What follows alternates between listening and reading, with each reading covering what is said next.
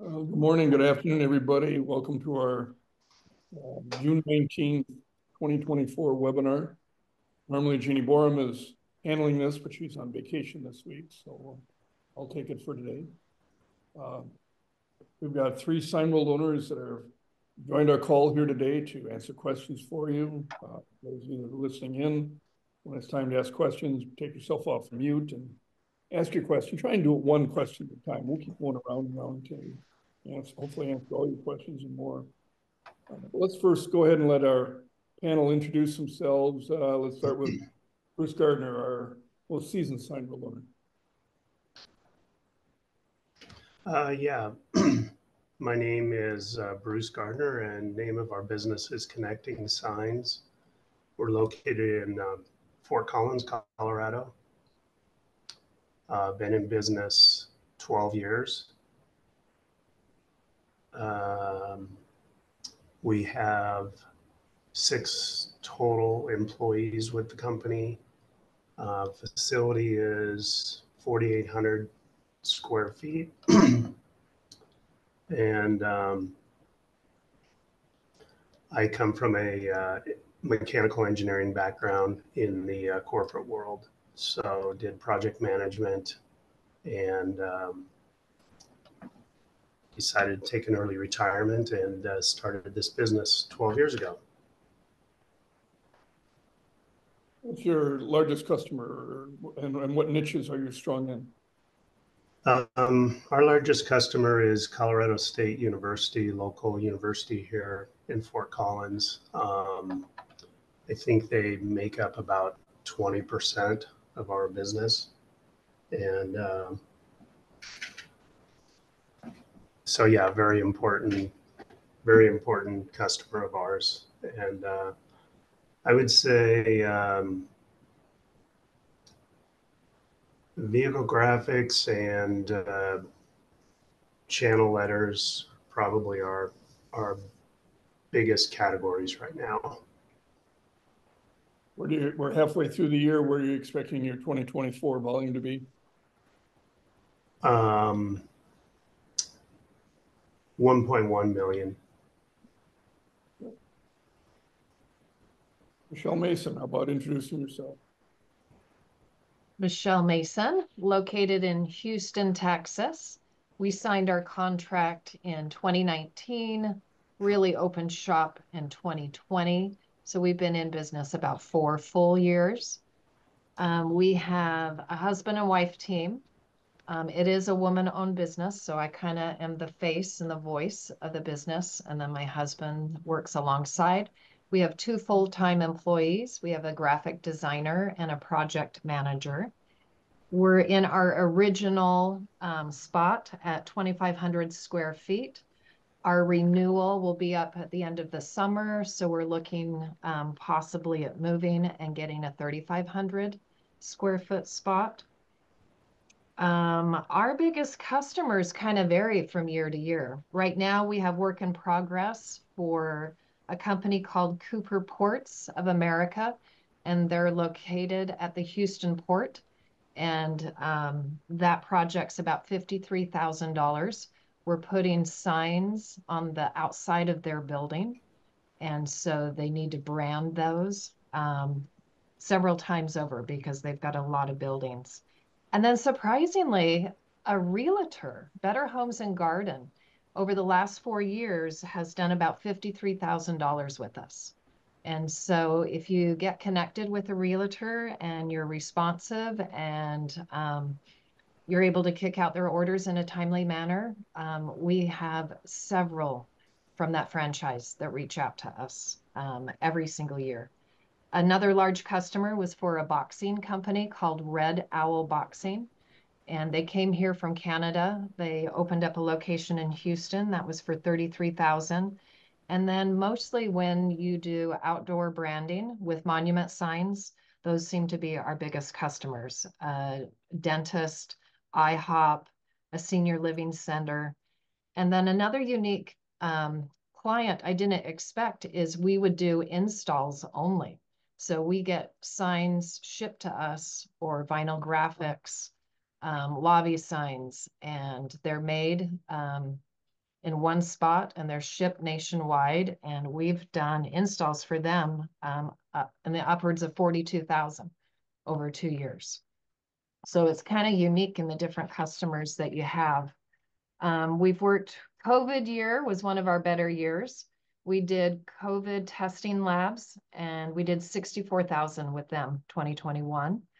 An LED board at 35,000, and then an oil company, because of Houston, of where we're located, was at 39,000. Background for me is education. I use sign companies for PTAs, schools, fundraising, T-shirts, banners, yard signs. PTAs and booster clubs have thousands of dollars to spend. And so being accessible and helping them with their orders, they have become a good client. My husband's background is in business.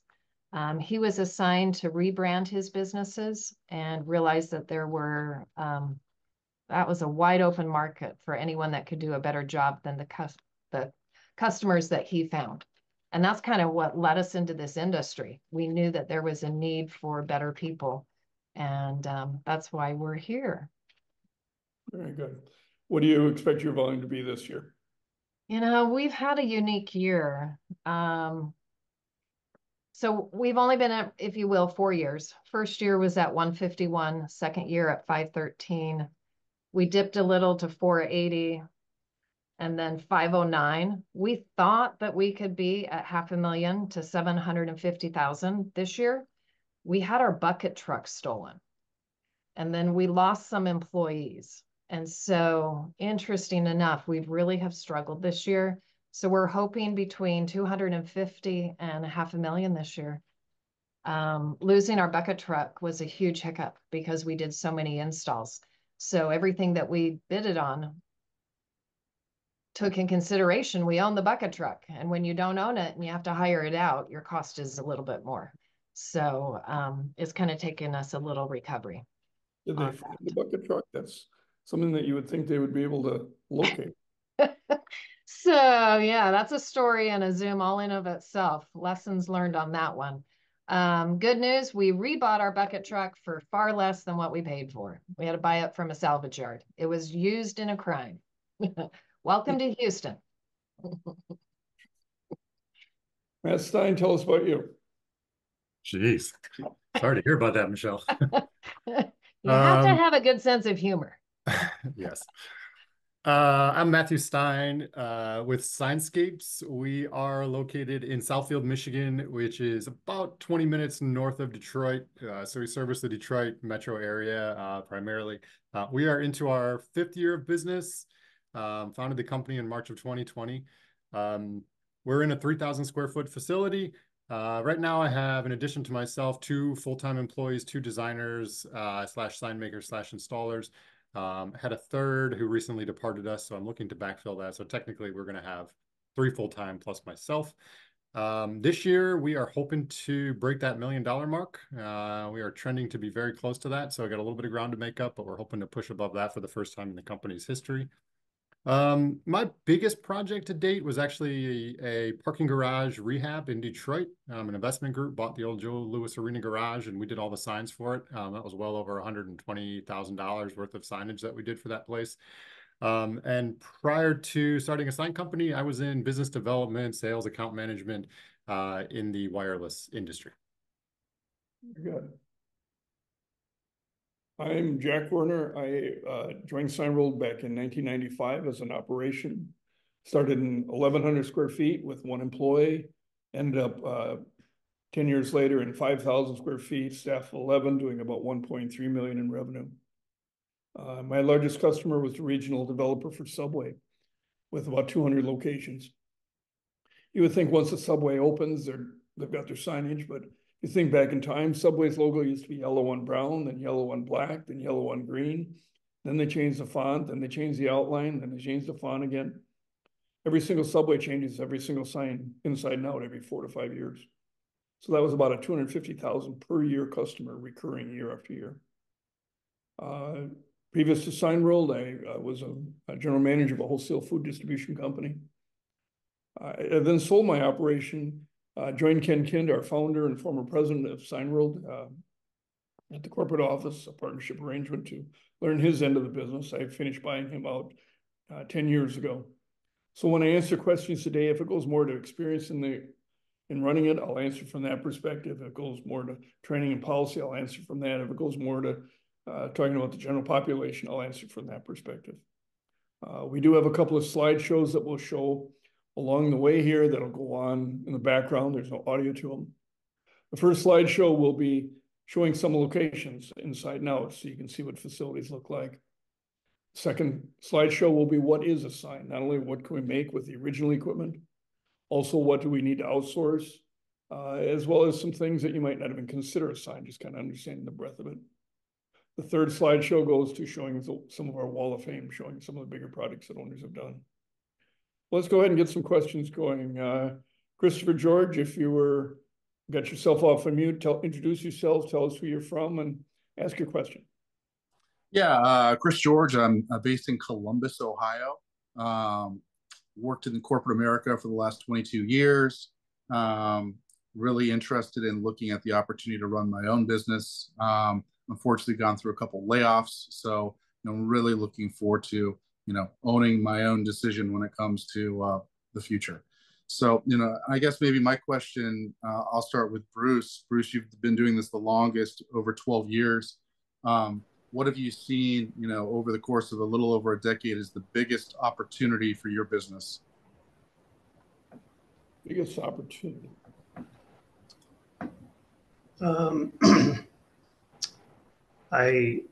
It was getting into this business. Everything was new.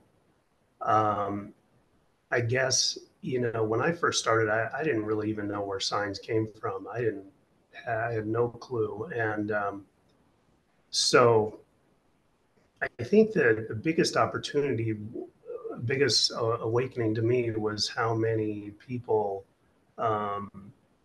need signs over and over. Jack kind of mentioned that. So even, we do all the signs for an outdoor mall, and I'm not saying it's the biggest opportunity, but it's been a pleasant surprise. And that was probably from, the first 6 months in the business, and they've just continued to give us just steady, continuous updating of their signs and their posters and all that kind of stuff.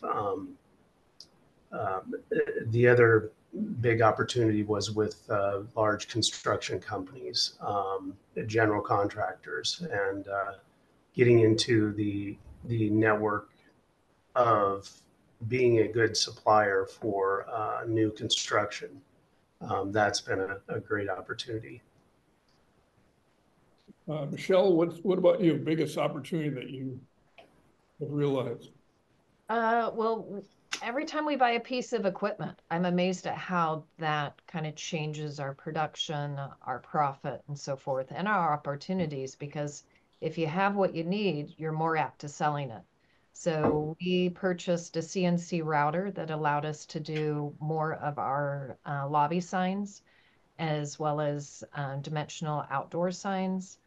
And then our bucket truck installer, if you will, was going to retire. That's how we originally bought our truck, is he was looking to sell it. So it was a good price. We were able to pay it in full when we bought it because it was used and it was sufficient for our needs. And we became a wholesale installer, as well as we were able to do our own installs. And so that increased our profit. Matt, what would you say biggest opportunity you've seen? For us on the customer end, I think it's just kind of what Bruce said, winning repeat business. I'm continually amazed at how many customers we win just by following basic business principles. And the fact that some of these companies, even in a major metro market where there's tons of good sign companies, don't have a reliable partner. So for us, we continue to expand partnerships with general contractors, developers, investors. Some of my clients own mobile home parks across the country, and they're buying up property and sprucing them up, and a lot of that is involving signage. So for us, it's winning more good repeat customers, and then I think on the On the production side, I would say it's bringing, 5 years in now, we're starting to get a feel for where our niches are and what we can bring in-house to help, as Michelle mentioned, increase our margins on some of those projects. I would say two things. One, there are so many different things we call a sign. But two, if you think about most businesses, while you have customers, there's a gap from one to the next. In the sign business, there is no gap from one to the next.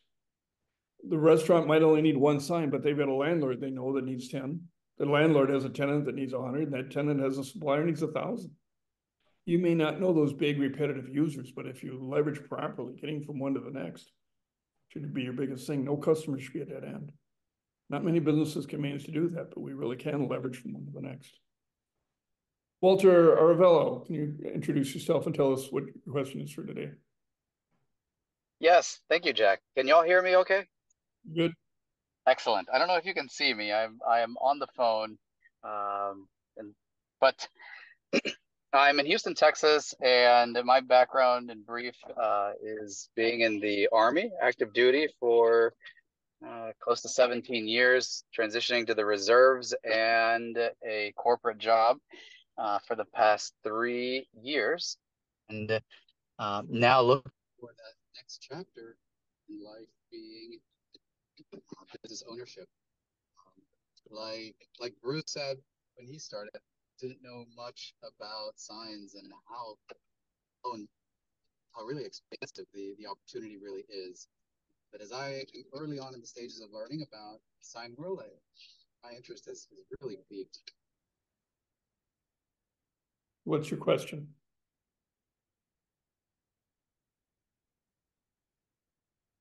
Walter? I think we lost you there. Hello, Walter. What, and I know you talked about the bucket truck, and I know that's a good way to separate yourself from the competition to really create some distance, set yourself apart. But what other ideas or I guess opportunities have you exploited to be successful in such I feel, a saturated market? So let me kind of rephrase that for you. With all the sign companies that are out there, not only now, but when you first got started, what made you believe that you could make a dent, that you could get business, that you could get customers? Michelle, why don't we go to you first? Well, so we have several sign shops just even minutes away from us, as well as a couple of Signworld owners, that are 15 minutes even. The market is so vast, and with your computer, your SEO, you're getting those clients differently. They're not doing a drive-by. I've noticed in the industry, people struggle in picking up the phones. So if you strive to pick up your phone, you're going to win the customer that way. And then if you're responsive and providing a quote, within 24 hours and following up with a client, a lot of those things are not happening industry-wide. And those are probably our biggest selling points. And then when you provide the client good customer service and a quality product, they're going to be coming back. And so that first year, you're acquiring all of your customers, and then they keep coming back. And then if they like you enough, they're going to refer you out. And so I get a lot of different realtors from different companies. Even someone who left Better Homes and Garden rebranded, but came back to me because he remembered the kind of service that he received. And so it's just being responsive and customer service, and you'll win the customer over. Thank you. Next time, what's your thoughts on this? I would say a lot of what Michelle said. There's lots of opportunity in any market. There's so many people that need signs, even things that I wouldn't have even thought were a sign when I first got started in this. And I think what differentiates us is a lot of customers call, especially first-time customers. They may not have been through this process before, and we try to be highly consultative. I would say our sales, our presentation skills set us apart from other companies. The way we present information to clients, the way we present quotes to clients, with images, with examples, as well as our timeliness. I think this is a customer service industry. So the faster we can get back to customers, and the more we can make them feel like we're really on their side, and we have, we've got their best interests at heart, their budget at heart. We're going to give them a great product. That's what, like Michelle said, you do this for one person and they tell 10 of their friends, and suddenly this balloon just keeps getting bigger and bigger. What are your thoughts? Well, in addition to everything that's been said, I think that if you can be on the side of the customer and solving their problems. So sometimes they're asking a real simple signage question, but you can kind of be an advocate for them and give them, from a sign professional point of view, give them what they really need to build their business. They may be looking for something kind of different than what they actually need. So, being an advocate for them and be a problem solver. And, in most cases, they're trying somehow to grow their business with, let's say, a new storefront sign or something. So bring that to the table in addition to, service and customer relations and answering the phone. Those are great points. Walter, signs have been around since the Stone Age, and so it's an age-old industry. Most sign companies are owned by a former sign maker, one of the employees that you might have hired, who over the years saved up nickels to buy their own equipment and become their own boss. But for years, they had spent their days, hey boss, I'm working on this job. I'll let you know when I'm done. Let me know what to do next. But now being their own boss, you're trying to juggle 20, 50, 100 projects, and it's chaos.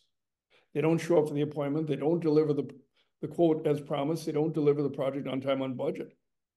So what we're doing is the opposite. We're bringing in people that have a corporate experience, people that understand working on the business, not just working in it, understand multitasking, understand hiring and delegating, building processes, having software to quote and to manage the projects. Makes a whole different experience for the customer. So there's plenty of room. I love it. It's a good call out for what would seem like the basics of good business. Following up with clients, the customer success side of a relationship, being proactive and responding to clients, keeping up on your promises. You said you were going to do a quote, then do it. Call the customer back. I really like it. In my current corporate America role, we emphasize a lot the empathy for understanding your client's needs, almost even before they quite understand what their own solution is that they need. And so you become a part of that, of tailoring that solution for them and really advocating on their needs and their solutions. So I like it. It really seems like a multi-pronged approach to bringing a good experience to our customers, and that's what makes them come back. The sign industry is just like almost any of the trade industries, whether it's plumbing, drywalling, electrical, etc. The same issue there is contractors don't show up for the appointment. They don't deliver the quote as promised and rarely on time on budget. So doing what you think is normal business actually works, and it's kind of a world. Brenda, can you introduce yourself and ask your question? Hello, Brenda. Hello there. I am a long-term corporate person and recently displaced. And so I am just investigating what franchise like yours involves. So I'm here actually just listening. I guess I would, if, since I'm at the beginning, right? I would be interested to know what those first 2 years are like. And how fast things kind of got up and got moving for you. So where are you located? I am in the beautiful state of Florida. Very good. Let's start with Matt. Matt, what's the first 2 years like? And honestly, Matt started the day of COVID or the day after COVID, or? Open the doors March 1st of 2020. So basically coincided with a global pandemic. Yeah, things didn't go according to plan, believe it or not, based on what was happening in the world and the panic that ensued. But we quickly recovered. I mean, the sign and graphics industry was deemed an essential business. We were producing acrylic face shields and floor stickers and all sorts of stuff as soon as things kind of started to emerge. All that being said, we weren't too far behind plan our first year. I had some nice projects come my way, some good interior branding stuff, opportunities to learn with other local Signworld owners that I partnered with on some pretty big $25,000 plus projects that I never would have been able to do by myself. So it's a lot of learning. It's a lot of drinking from a fire hose, especially if you've, not been in the sign industry before, which I hadn't even been in the manufacturing industry. I was used to digital products and digital goods. There's tons of resources to help. It's busy. I mean, the first 2 years, your revenue is doing a little bit of this as you're acquiring more customers. So it can be a bit of an emotional roller coaster, but I think that's true for, anybody starting out a business. I don't think that's unique to this opportunity. And I feel like, one day it just sort of all clicks and you're not faking it till you make it anymore. And you're starting to be able to speak from an educated standpoint. And, probably happens maybe, at least for me, probably about a year or so in. And I feel like year 2 was exceptionally good because we had that snowball effect. We had done projects, and acquired some good customers that were referring us out. They were sending us more repeat business.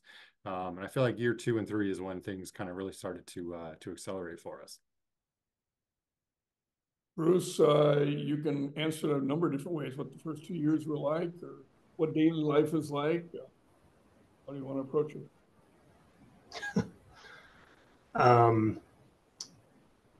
I would say, things started to really smooth out in year 3.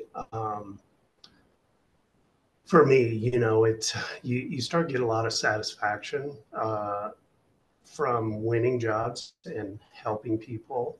And I think in year 3 was when I could start to get away from the face-to-face networking that I didn't really enjoy. I love the after hours events and stuff like that from the social aspect. But I kind of, it was really getting into running the business in year 3, and I started to really enjoy things. I'd say from year 1 and 2, yeah, you're just hustling. You're hustling to you're taking jobs that maybe, at this point in time in my career, I would probably never do, or I would price them high enough where I probably don't win them. But at that time, I just wanted to get my machines busy. I'd do anything, I would get anything to get those printers running and get the exercise of projects going through our processes and improving processes and just getting work done. But being more profitable, I think that really came in year 3 and beyond. Good. Michelle, how do you want to answer the question? It's a huge learning curve if you don't have this as a background, but maybe you used sign companies in prior professions where you know what maybe you don't want, and so you strive to be that. It also is dependent upon your employee because they're going to be experienced, they're going to know what to do. So we relied on that first employee much more than maybe we rely on the employees today, because now, 4 years in, I'm answering calls and quoting and, doing a whole variety of things that I didn't know was possible. There is great satisfaction in knowing that you built something or created something. Now, as we drive through the community, when we have family visit, we take them to all of this is a monument we did, this is, anyway, just a variety of things throughout the city. And it's quite, it's quite motivating to be able to help people. It is definitely a service industry. We learned what we couldn't make. We leaned upon other Signworld owners, or we leaned upon Signworld vendors to make what we couldn't make, but we could still produce signs, maybe not in-house, but there's great capabilities all around with this type of an organization, and that's why we're a part of it. Brenda, it's a big question that can be answered a number of different ways. Realize nobody joining Signworld had sign experience before. We're looking more for your skills and being able to apply that to running a business. You know, in the beginning, you're learning what is a sign, all the different applications. You're learning who are all the potential customers. As Bruce mentioned in the beginning, while you have a website generating leads, the website doesn't generate a lot of leads right from the beginning. That takes a few months. So there is some networking and chamber commerce that needs to be done, not on a forever basis, on a temporary basis. If you had to do it for the rest of your life, you go, no thanks, no way. But knowing you have to do it for some period of time while the business is ramping up is acceptable. Typically, you're in the office in the morning, organizing your day, having your staff meeting, giving the assignments. You're then out on several appointments, meeting customers, discussing their needs, coming back in the afternoon, putting together the quote proposals, converting the quotes that are now ready to turn into an order, and checking on the staff to see if everything is done as it needs to be. But every day is different because each project is unique and different. We're going to start those other slideshows here now. We'll keep going with questions. Next, we need to go to ASQUIER. I don't even know how to pronounce that, so I'm going to... That's Eric. Yeah. Thank you all, by the way. Appreciate your input. You guys got me? Can you hear me okay? Yep, Good. we got you. Thanks, Eric. Yes, sir. Yeah, you're right. You got the name right. And Jack, don't worry. Most people don't know what to do with the first or the last name, so no worries there. But yeah, it's Eric Squire. I'm in Cave Creek, Arizona, which is just next to Scottsdale, Arizona. My background is I spent the last 20 years and still in the mortgage business. It's been absolutely awful. I've been through these ups and downs before, but this one's brutal. Before that, I was 16 years in retail, and worked my way all the way up to a director level. So very familiar with customer service and what that looks like. My question for today is, and I don't know if you guys track this or not, but in the first year, what's the average ticket or invoice amount that you saw the first year? I'm trying to get a gauge on, what dollar amount of business that you're chasing just to get out of the gate and get orders in the door. Let me rephrase that just a little bit. First, what was your minimum order size in the beginning, and what is it now? And what was your average order size? And then from that also, what's a small order and what's a big order? Bruce, you want to go ahead and start?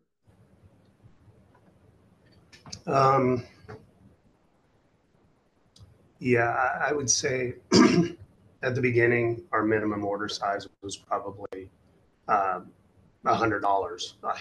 We'd do anything. And now the only way we go down below, let's say 250, is if it's a repeat business, repeat customer, and many times if it's a small enough thing, we just give it to them.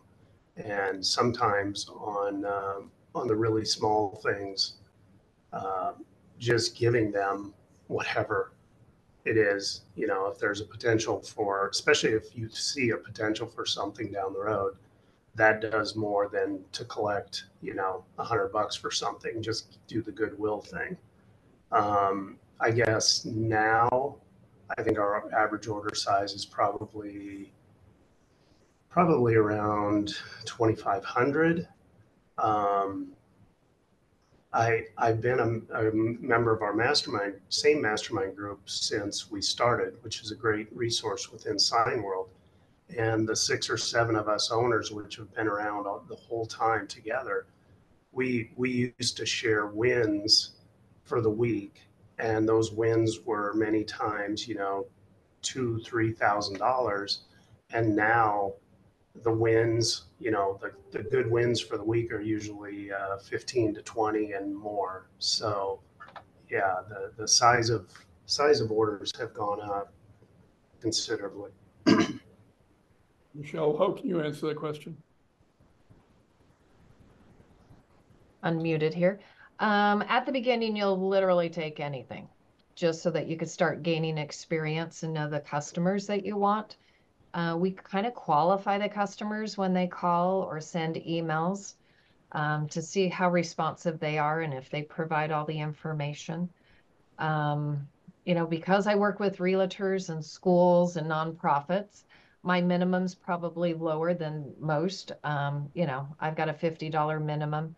But on average, my invoices are anywhere between $800 and $2,000. So it just kind of depends if it's a commercial business or if it's, an individual. When you start networking, you're realizing you're hitting a lot of individuals. You want to start joining larger groups so that you get businesses and not individuals working from their homes. Very good. Yeah. Yeah, early on, we would take almost anybody. We didn't have a minimum order.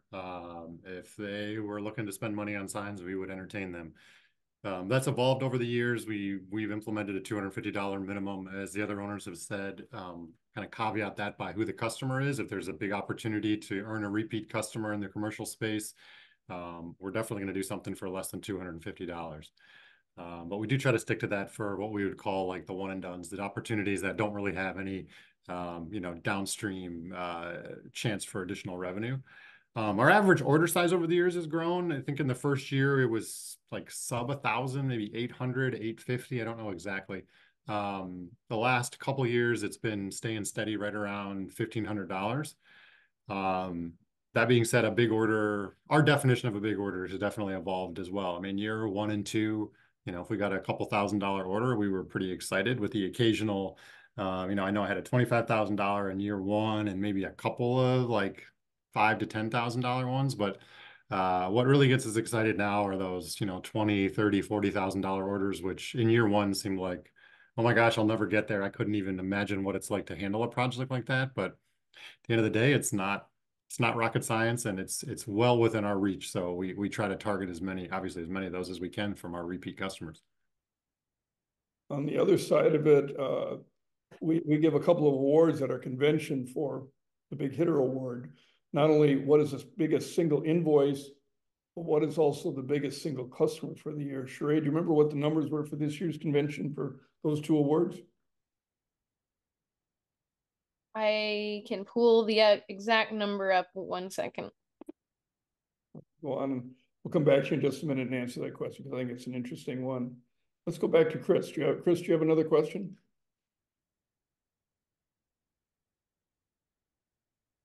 Hello, Chris. Sorry, I was on mute. Yeah, so my first question obviously was, what did you see as the biggest opportunity?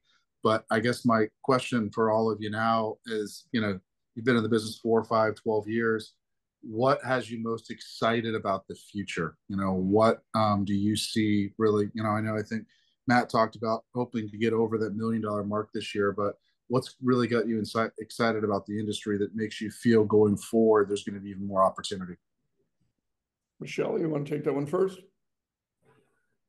I love where we're at right now. I've got 2 amazing employees, and what a difference it makes when you've got individuals that get your style and office culture. And it's like we're kicking things out so much quicker, and they're understanding what I'm asking for. And so getting the right employees really make a world of a difference. And sometimes you're hobbling along and you don't realize how it's not working until an employee ends up leaving on their own because they know that they're not a good fit, or you let someone go because they're not a good fit. And when you get that individual replaced, I find that quite exciting. I mean, we're knocking things out in days versus weeks with our last group. And so the growth, the potential, and the ability is pretty cool. Matt, what gets you excited? Gosh, there's a lot of things. I really love, I'm a people pleaser default. So, doing a good job for a customer and seeing the smile on their face and high-fiving at the end of a project, it just never gets old for me to take an idea from, an initial discussion over the phone to a completed whatever size sign they need. It's a lot of fun. I think the other thing for me, being in year 5 and starting to really hone in on, what our specialties are, what products we're creating, opportunities to bring, more capabilities in-house to expand our margins on some of these projects. Obviously top line revenue for us continues to be very strong. And so I'm really excited for some of these things we've got in the works to help improve, the margins that we're seeing on the back end by bringing some more capabilities in-house. Bruce, after 12 years, what gets you excited? I think what gets me excited about this is when at the end of the month, or when I'm looking at what jobs are coming through, when I see a job that I have no clue where it came from and I don't know what it's about. So I actually have to investigate it um, and see what the job was, what kind of money we made off of it and what we built. And I think, and that obviously comes from having a great staff and people that can handle sales. So I think what jazzes me about it is, I used to be everything is on my plate. The whole weight of the business, I guess it kind of still feels that way, but um, the daily inner workings, I always dreaded kind of being away from business, being away from the business because I didn't think anything was getting done. But as you start adding staff that can actually do the key roles that you had been doing before, um, that that is really cool. So um, yeah, I keep seeing those Coors cans, Jack, flipping in front of me. So that I keep waiting for the next revision of the Coors silo getting rewrapped, and that would really get me jazzed as well. So That was your project, that's right. yeah, it was. I would say for myself, after 28 years, I still see Signworld send me pictures of projects. I go, oh, I hadn't thought of that as a sign. We had one this week from the Herming House, is a project that was some submarine type graphics. We'll thought of that as a sign. The other, as Bruce said, in the beginning, you're excited about a customer wanting to buy from you. Yeah, then you learn to get excited about a big project, as Matt talked about.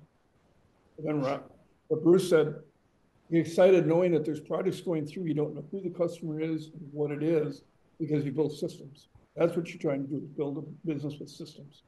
Because when you're ready to sell the business, the more the business is not directly involved in what you actually did, that's when it really becomes a valuable asset to sell. Gray, did you come up with those numbers for biggest customers for last year? Yes. So these are the numbers for the biggest customer of the owners who attended the conference. So we actually had a tie for the biggest single invoice.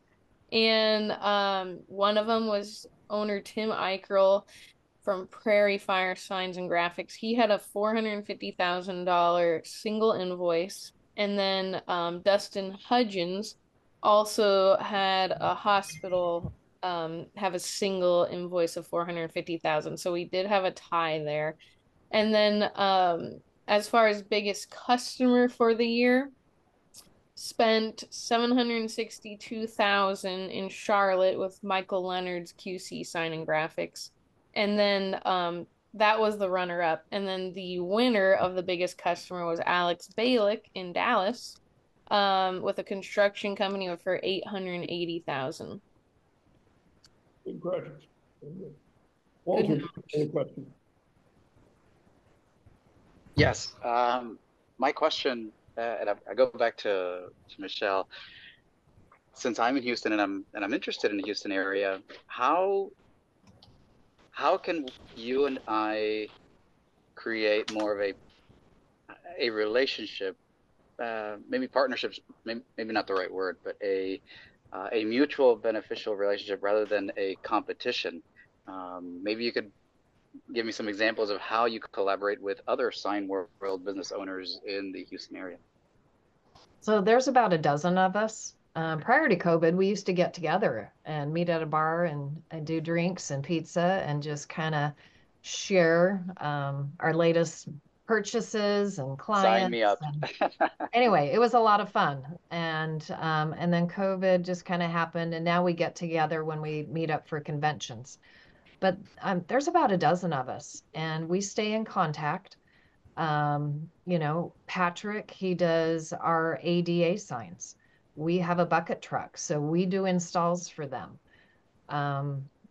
Raul is about 15 minutes away. We do CNC cutting for him. We do installs for him. And so we collaborate together, and whatever our strengths are, we're able to offer wholesale services.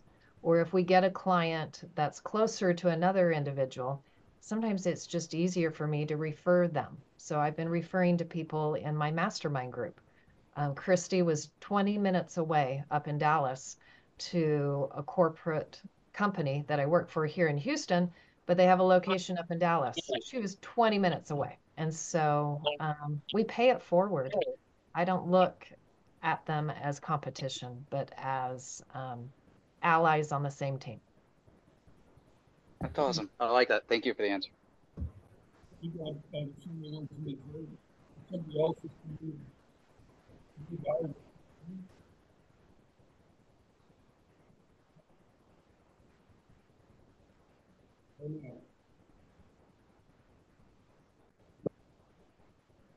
Bruce, how about we take the question?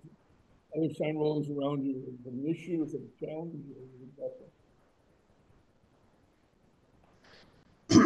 Jack, I didn't hear you very good. Can you guys hear me okay?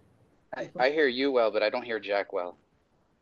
Okay. I think the question was about competition and local Signworld companies. Is that correct, Jack? Yes.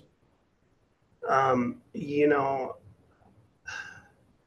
I just honestly, I just don't pay any attention to the competition. So there's enough work to go around. It feels like, it feels like we're saturated with sign companies way more than what I originally thought. When I was looking into the business, I would do Google searches for sign companies, and I was like, no, there's not that many. I think it'll be fine. But there's so many opportunities, and the economy around here is growing, and new building construction. So I don't really have much to say about competition. It seems like we don't lose customers because we treat them well. And anyway, I believe there was a little bit about mastermind groups, and that's a big thing. So the local Signworld company here, him and I get together once in a while for beers. We'll have a beer after work and we'll talk, and we never butt heads as far as I never see his company's name come up, and he probably never sees mine. So it's a great relationship with other sign companies. You get this fraternity of sign companies that you can talk to all the time. So it's great. Stein, are you there? Can you talk about competition within Signworld? Yeah, definitely. So yes, there's other Signworld companies in my market, and we're all definitely helping each other out. I mean, I partnered with Larry Foster at Signs and More like in month 3 for that huge interior branding project, which taught me a ton about how to go about a project like that, and even just how to run a sign company. He was so gracious. That extends nationwide. I mean, I'm able to do work across the country because of the Signworld affiliation. We do installs for my manufactured home clients nationwide. And it's usually just a quick phone call to hopefully a Signworld owner in that market, and everything runs extremely smoothly. There is so much business to go around that I think, most of us don't look at it as we're competing with each other. It's much more of a collaboration, and just helping each other get work done, make as much money as we can.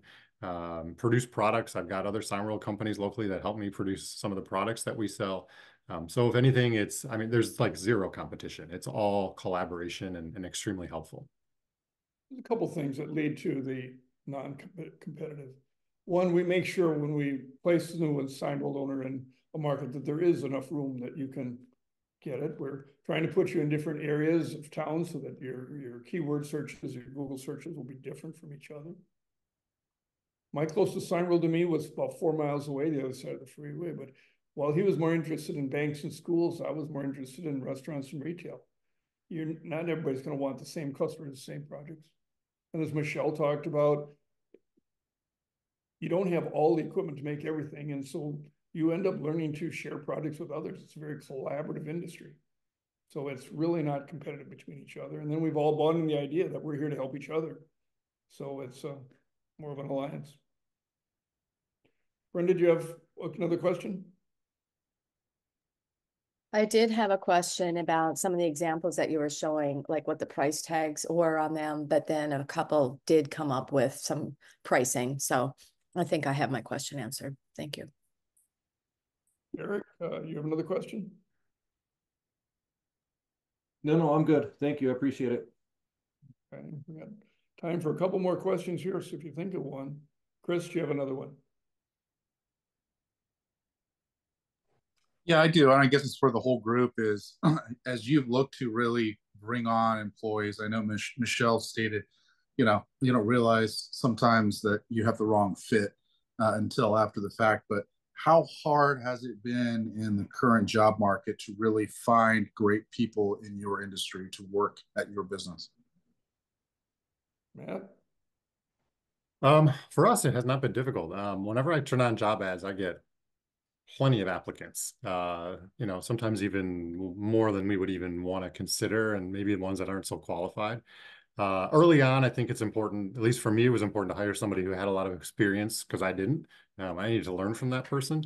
I think over time, I've evolved to be more of the opinion that specific sign experience outside of an installer or a fabricator, specific sign experience isn't as important to me as is a good attitude, intelligence, willing to learn, being reliable. I can teach you how to sell signs, how to quote signs, how to project manage. You just got to come in with the right attitude. So for me, it hasn't been an issue. My initial employee, we parted ways mutually after about a year. I was able to quickly replace him with with another gentleman who's still here, and found my other two employees, just through using one of the Signworld preferred partners. Actually, it was not hard for me to hire good people. Michelle? Some employees are only maybe meant to be with you for either months or even a year, and then they kind of realize if they're a good fit or not. There are those that like small businesses. There are those that like larger ones. And so sometimes they don't know until they get there at your office. I know we're completely upfront with individuals. We take them on a tour. We've even had employees work with us for a day to kind of see their workmanship, how they communicate. But boy, when you get that right fit for both parties, it's amazing on what you could do. When you're stuck with not a good fit, then you've got to see how you could use them, train them, educate them. We give people the benefit of the doubt once they've been hired to try to help them through, offer them opportunities for growth. There are some people that just don't want to grow. They just want to punch in at 9 and leave at 5 with no more responsibility. So it's kind of a unique field to be in. Bruce, kind of two-part question. Not only how hard is it to hire, but what about turnover help if you've been at this for 12 years? Have you had a lot of turnover over that period? No, we really haven't.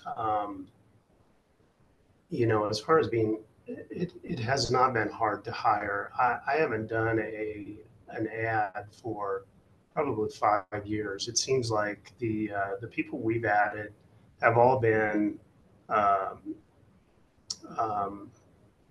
direct referral from one of our employees. So it's one of our employees that will say, hey, I know a good fit or this or that, and we bring them in and talk to them, and none of them have ever had sign experience. And it's exactly what Matt said. It's totally about the attitude. So it's funny that when our employees bring in a referral of somebody they think will fit, usually that attitude part and the work ethic part has been filtered by the employee. They want to bring somebody in that is going to fit and going to work well, and so yeah, it hasn't been difficult.